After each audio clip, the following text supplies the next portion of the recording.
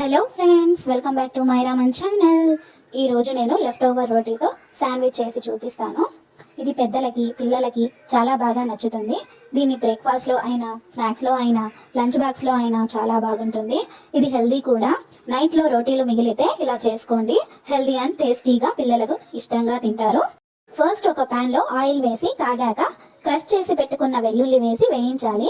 తర్వాత తరిగిన onion, tomato, పచ్చిమిర్చి, బీన్స్, క్యాప్సికమ్, క్యాబేజ్ వేసి కొంచెం సేపు మగ్గనివ్వాలండి.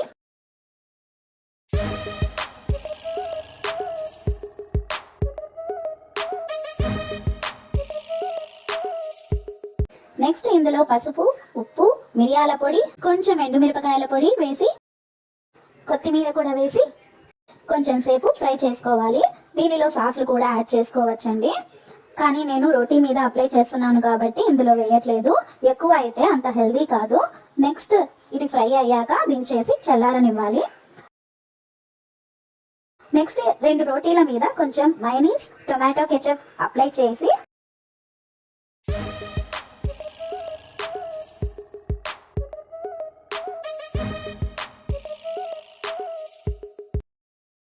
దీనిపైన ఫ్రై చేసి పెట్టుకున్న వెజిటేబుల్స్ స్ప్రెడ్ చేయాలి. దీనిపైన చీజ్ వేసి 2వ రోటీ పెట్టి శాండ్విచ్ లా చేసుకోవాలి. నెక్స్ట్ పెనం పైన ఘీ అయినా బటర్ అయినా అప్లై చేసి ఈ శాండ్విచ్ రోటీని బాగా దూరగా 2 వైపులా కాల్చాలి.